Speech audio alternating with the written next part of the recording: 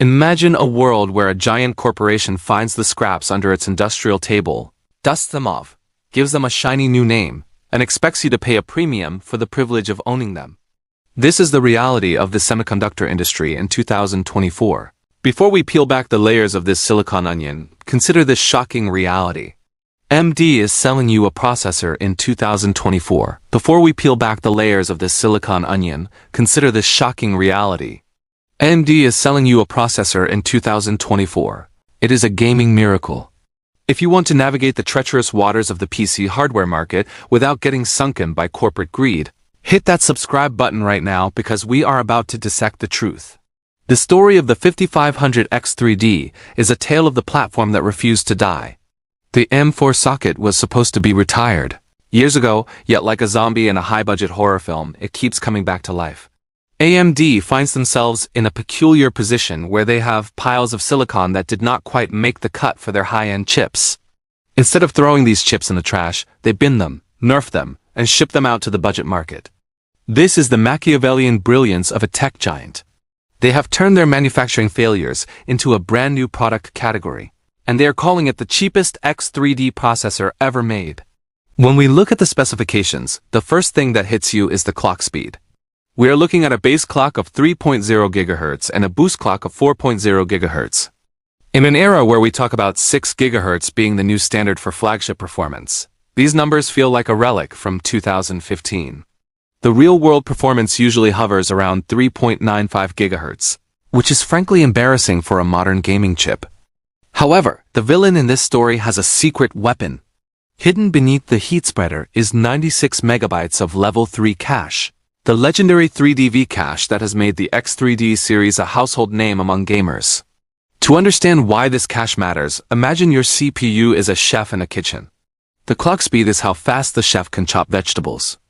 Most CPUs have a small countertop, which is the cache, where they keep their ingredients. If the countertop is small, the chef has to keep running to the refrigerator, which is your system memory, every time they need a carrot. This slows everything down, no matter how fast the chef can chop. The 5500 X3D is like a chef who moves very slowly and has a bit of a limp, but he has a massive, revolving spice rack and pantry right within arm's reach. He doesn't have to move an inch to find what he needs. In our testing, we paired this strange little chip with an RTX 4060 Ti. This is a realistic mid-range setup for the average user who is looking to squeeze every last drop of value out of their system. We compared it against the Ryzen 5 5600, which has been the king of budget gaming for years. The 5600 represents the traditional path of high clock speeds and standard architecture. The 5500 X3D represents the experimental path of slow speeds and massive storage. It is a battle between raw strength and logistical efficiency, and the results are a wake-up call for anyone who thinks higher numbers always mean better performance. When we ran synthetic benchmarks like Cinebench R23, the 5500 X3D fell flat on its face. In these tests, which measure raw computational power, the lower clock speed was a massive anchor. It performed nearly 18% worse than the 5600 in both single-core and multi-core scenarios. If you are a video editor or a 3D artist, this chip is objectively a downgrade. It is a specialized tool that fails at being a general-purpose processor. This is the first lesson the tech companies don't want you to realize. Not all upgrades are improvements across the board. Sometimes you are trading a sword for a very specific type of dagger. However, once we stepped into the arena of competitive multiplayer games, the narrative shifted. In Counter-Strike 2, the 5500 X3D began to flex its muscles. Even though it was clocked much lower, it delivered higher average frame rates and, more importantly, much better 1% low figures. The 1% lows are the secret sauce of a smooth gaming experience. They represent the moments when the game stuttered or dipped. While the average frame rate was 6% higher, the stability increased by 20%. This means that while the fast chip was occasionally tripping over its own feet, the slow X3D chip was gliding through the chaos. This trend exploded in games like Naraka, Bladepoint, and PUBG. In these titles, the 5500 X3D didn't just win.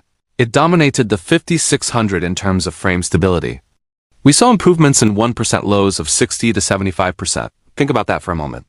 You are getting a nearly 75% smoother experience from a chip that is technically, slower in every measurable way on a spec sheet. This is the power of the cache. In massive multiplayer environments where the CPU has to keep track of 100 different players and their movements, having that massive pantry of data right next to the processor is an unbeatable advantage. But the villain always has a trick up its sleeve, and the 5500 X3D is not a universal hero. In Rainbow Six Siege, the results were almost identical between the two chips. In fact, the cheaper 5600 actually took the lead in some scenarios. This reveals the cold, hard truth about game optimization. Some games simply do not care about cache. They want raw, unadulterated frequency. They want the chef who can chop the fastest, not the one with the biggest pantry. If the game engine isn't designed to take advantage of that extra level 3 cache, the 5500 X3D becomes a very expensive, very slow paperweight. We see this same pattern in single-player games like Resident Evil 9 and Stellar Blade. At 1080p resolution, where the CPU is the primary bottleneck, the X3D chip showed healthy gains of 10 to 20%. But as soon as we bumped the resolution up to 1440p, the advantage evaporated. At higher resolutions, the graphics card takes over the heavy lifting and the CPU's contribution becomes less relevant. The gap shrank to a mere 1 or 2%. If you are gaming on a high-resolution monitor, the extra money spent on an X3D chip is essentially being set on fire. The GPU becomes the bottleneck, and the special cache sits idle. The most disappointing performance came in Black Myth, Wukong. In this modern masterpiece, the 5500 X3D actually performed worse than the 5600. Both the average frame rates and the low frame stability were inferior. This is the definitive proof that the X3D brand is not a magic wand you can wave over your computer to make it faster. It is a highly specific optimization that only works when the software allows it. AMD knows this, yet they market the chip as a gaming processor, without explaining that for some of the biggest games on the market, it is actually a step backward. There is, however, one area where this chip is an undisputed champion, and that is efficiency. During our stress tests, the 5500 X3D consumed only 70 watts of power. Compare that to the 110 watts pulled by the 5600. This makes the chip incredibly easy to cool and very cheap to run. It is the silent, efficient assassin of the CPU world. If you are building a small form-factor PC or you live in a place where electricity costs are skyrocketing, this efficiency is a genuine value. But ask yourself, are you buying a gaming CPU to save $5 a year on your power bill, or are you buying it to play games? This brings us to the ultimate question of value. As of 2024, the 5500 X3D is roughly double the price of the 5600 in many markets. For double the price, you are getting a chip that is slower in productivity, slower in some games, and only significantly better in specific multiplayer scenarios. They aren't. They are getting a crippled, low-frequency chip that happens to have a large cache. Why did AMD do this? It is simple corporate logic. They have a surplus of Zen 3 silicon that didn't meet the standards for the 5800 X3D or the 5700 X3D. Instead of recycling it, they created a new tier to capture the last bits of profit from a dying platform. They are banking on the fact that you, the consumer, will be blinded by the X3D branding. They are selling you the illusion of high-end performance while delivering a product that is fundamentally compromised. It is a brilliant move for their bottom line, but a questionable one for your wallet. So, what is the lesson here? The lesson is to never buy hardware based on a brand name alone. You must look at how that hardware interacts with the specific things you do. If you are a hardcore competitive player who spends 8 hours a day in PUBG or Counter-Strike, the 5500 X3D might actually be worth the premium for that buttery smooth frame delivery. But for everyone else, the 5600 remains the smarter, more balanced choice. Or, better yet, save your money and move to a modern platform like M5, which actually has a future. We live in a world of planned obsolescence and clever marketing traps.